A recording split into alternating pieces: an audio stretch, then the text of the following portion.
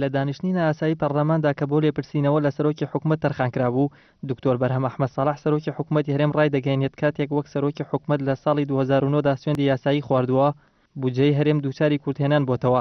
لە کاتێکدا بودجەیەکی زەبەلاح لەلایەن حکوومەتی ناوەندەوە وەرگیراوە و هاوڵاتیانیش گلەیەکی زۆریان هەیە لەو پرۆژانەی کە بە نیوە ناچڵی بەجێهێڕاون. هەموو دەستکەوتەکانی حکوومەتیش لە ساڵی 2010 دا بریتیە لە کەمکردنەوەی ئاستی ئەو کورتهێنانە و بەپێی بەڵگەنامەکانیش سەرۆکی کابینەی پێنجەم 4 ملیار دۆلاری لە پاش خۆی جێهێشتووە. سەرۆکی حکوومەتی پێشوو بەپێی تەسریحەکان و وەسایق ئەڵێ من 4 ملیار دۆلارم جێهێشتووە کە لە حکوومەتان نەماوە. ئەو 4 ملیارە لە شوێ تۆ قسە لەگەڵ بەرهەم دەکەی سەرۆکی حکوومەتم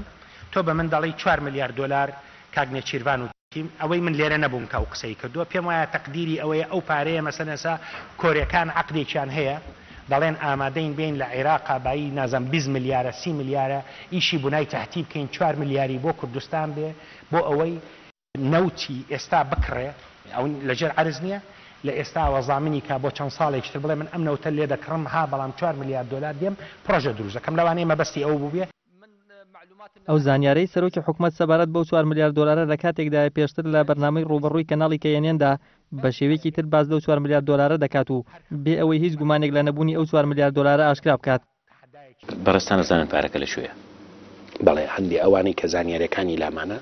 دەیخینە بەردەمی پەرلەمان و گلەیمان لەوە نییە. ئەو 4 ملیار دۆلارە کە تا ئێستا شارەنووسی ناڕوونە و دەسەڵات خۆی لە ئاشکراکردنی دەدزێتەوە لە کاتێکدایە ناڕەزایەکی زۆری هاوڵاتیان لە ئارادایە سەبارەت بە شکستی حکوومەت لە پرۆژە خزمەتگوزاریەکان و بوونی بێکاری و هەژارێکی فراوان بە بڕوای شارەزایانی ئابووری بەو 4 ملیار دۆلارە کە دەکاتە نیوەی بودجەی هەرێم لە ساڵێکدا دەکرێت بەشێکی زۆری کێشەی هاوڵاتیان لە نمونەی قەیرانی نیشتەجێبوون و قەیرانی بێکاری و چەندین قەیرانی تری پێچارەسەر بکرێت.